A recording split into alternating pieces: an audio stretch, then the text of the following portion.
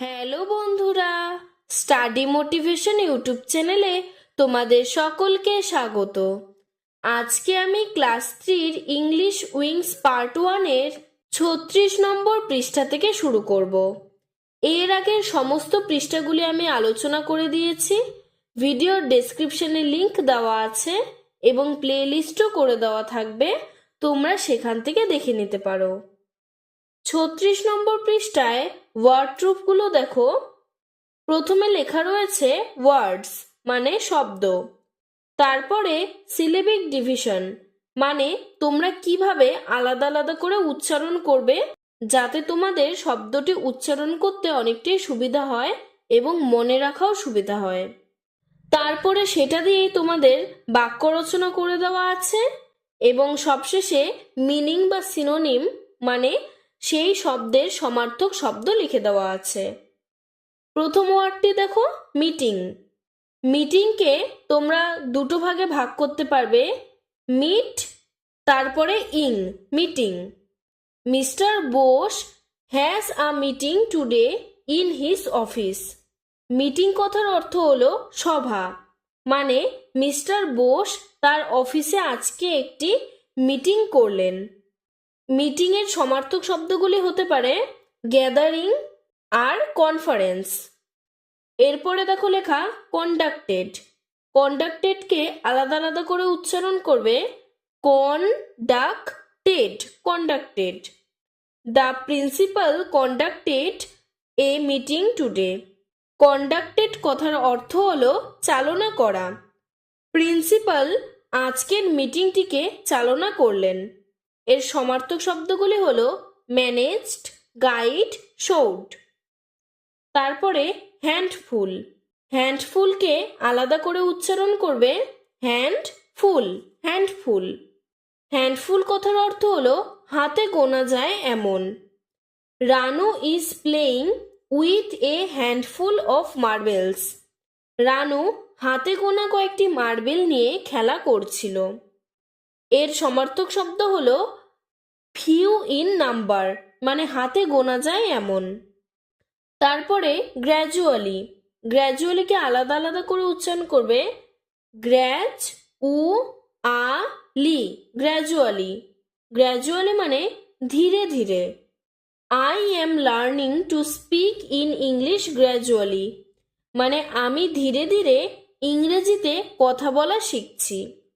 এর সমার্থক শব্দ স্লোলি মানে ধীরে ধীরে।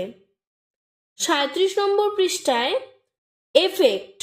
এফেক্টকে আলাদা করে উচ্চারণ করবে এফ যোগ ফেক্ট, এফেক্ট। এফেক্ট মানে প্রভাবিত করা। Too much hard work can effect body. অতিরিক্ত পরিশ্রম শরীরে এফেক্ট করে বা শরীরকে প্রভাবিত করে। এর সমার্থক শব্দ হলো have an effect on touch অথবা ফিলিংস অফ অথবা ইনফ্লুয়েন্স মানে প্রভাবিত করা। তারপরে সারভাইভ। সারভাইভকে আলাদা আলাদা করে উচ্চারণ করবে সারভাইভ, সারভাইভ। সারভাইভ মানে বেঁচে থাকা। We can not survive without oxygen. আমরা অক্সিজেন ছাড়া বেঁচে থাকতে পারবো না। এর সমার্থক শব্দ হলো কন্টিনিউ টু লিভ মানে বেঁচে থাকা। তারপরে টেরিবল। টেরিবলকে আলাদা আলাদা করে উচ্চারণ করবে টের রিবল, টেরিবল। টেরিবল মানে ভয়াবহ বা ভয়ানক। I saw a terrible accident. আমি একটি ভয়ানক অ্যাক্সিডেন্ট দেখেছিলাম। এর সমার্থক শব্দ হলো ফেয়ারফুল। তারপরে ভ্যানিশিং। ভ্যানিশিংকে আলাদা আলাদা করে উচ্চারণ করবে ভ্যান ইস ইং, ভ্যানিশিং। ভ্যানিশিং মানে হারিয়ে যাওয়া। ট্রিজ আর ভ্যানিশিং ফাস্ট। গাছেরা দ্রুত হারিয়ে যাচ্ছে। এর সমার্থক শব্দগুলি হলো ডিসঅ্যাপিয়ারিং অথবা বিকাম ইনভিজিবল মানে হারিয়ে যাওয়া। তারপরে গ্লোবাল ওয়ার্মিং। গ্লোবাল ওয়ার্মিংকে আলাদা আলাদা করে উচ্চারণ করবে global warming, global warming. Global warming মানে বিশ্ব উষ্ণায়ন। বিশ্ব উষ্ণায়ন বলতে বোঝায় পৃথিবী ধীরে ধীরে গরম হয়ে যাচ্ছে। Global warming is a great threat to the environment. Global warming অর্থাৎ বিশ্ব উষ্ণায়ন আমাদের এই পরিবেশের জন্য খুবই ক্ষতিকর। এর সমার্থক শব্দ হলো the increase in temperature of the earth's atmosphere, মানে পৃথিবীর উষ্ণতা ধীরে ধীরে বেড়ে যাচ্ছে। তারপরে রেসপন্সিবল। রেসপন্সিবল মানে দায়ী। এটিকে আলাদা আলাদা করে উচ্চারণ করবে responsible, responsible. Man is responsible for the growing global warming. বিশ্ব উষ্ণায়নের জন্য অথবা গ্লোবাল ওয়ার্মিং এর জন্য মানুষই দায়ী। এর সমার্থক শব্দ হলো ইন কন্ট্রোল অফ অথবা লিয়েবল, মানে দায়ী। এরপরের শব্দটি হলো পয়জনাস। পয়জনাসকে আলাদা আলাদা করে উচ্চারণ করবে পয়জন আস। পয়জনাস মানে বিষাক্ত। মেনি স্নেকস আর পয়জনাস, অনেক সাপ বিষাক্ত হয়। এর সমার্থক শব্দ হলো ভেনমস। এরপরে 38 নম্বর পৃষ্ঠায় দেখো, উপরে লেখা রয়েছে লেটস রিড, মানে চলো পড়ি। See the pictures and learn. ছবিটির দিকে তাকাই এবং শিখি। Number 1, a tiger and its cub. একটি বাঘ এবং তার ছানা। টাইগারের বেবিকে বলা হয় কাব। আর পাশে দেখো লেখা রয়েছে রোর। টাইগারের আওয়াজকে ইংরেজিতে বলা হয় roar. Number 2, a lion and its cub. Lion মানে সিংহ এবং তার বেবিকে বলা হয় কাব। আর লায়নের আওয়াজকে বলা হয় roar. Number 3, a zebra and its foal. জেব্রার বেবিকে বলা হয় ফোল আর তার আওয়াজকে বলা হয় bray. Number 4, a deer and its fawn. ডিয়ারের বেবিকে বলা হয় ফান আর এর আওয়াজকে বলা হয় bell. Number 5, a fox and its pup. ফক্সের বেবিকে বলা হয় পাপ আর ওর আওয়াজকে বলা হয় হাউল। অ্যাক্টিভিটি 5-এ দেখো বলা হয়েছে fill in the blanks with appropriate words. সঠিক শব্দ দিয়ে শূন্যস্থানটি পূরণ করো। Tiger is a wild animal. বাঘ হলো একটি বন্য পশু।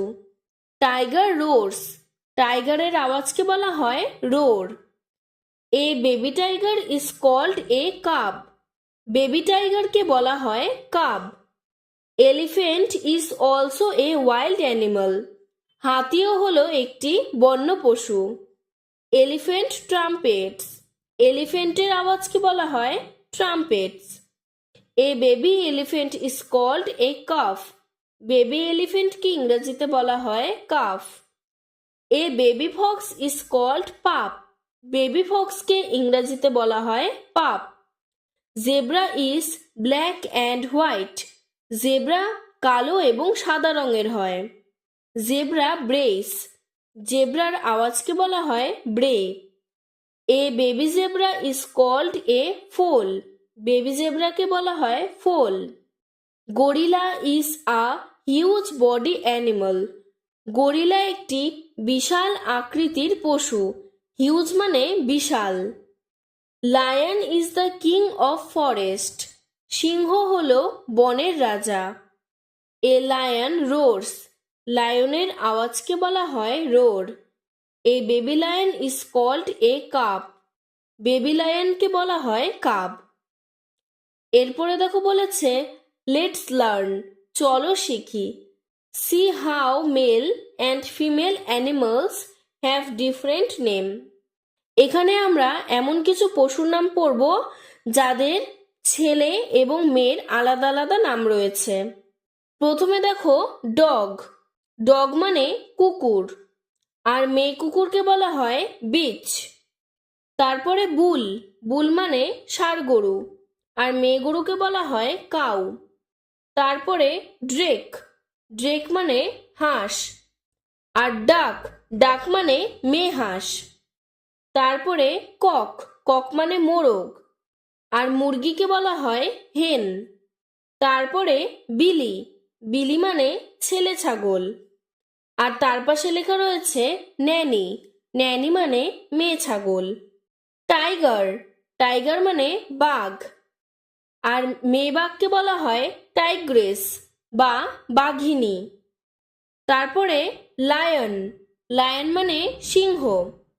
আর তার পাশে লেখা রয়েছে লায়ন্স মানে সিংহী। ফক্স, ফক্স মানে শিয়াল, মেয়ে শিয়ালকে বলা হয় ভিক্সেন। পিকক, পিকক মানে ময়ূর। পিহেন, পিহেন মানে ময়ূরী বা মেয়ে ময়ূর। তারপরে গ্যান্ডার, গ্যান্ডার মানে রাজহংস। গোজ, গোজ মানে রাজহংসী। আজকে এতটুকু পৃষ্ঠায় আলোচনা করলাম, পরের দিন পরের পৃষ্ঠাগুলো আলোচনা করব। ভিডিওটি যদি তোমাদের ভালো লেগে থাকে তাহলে লাইক করে চ্যানেলটিকে সাবস্ক্রাইব করে দেবে। ধন্যবাদ।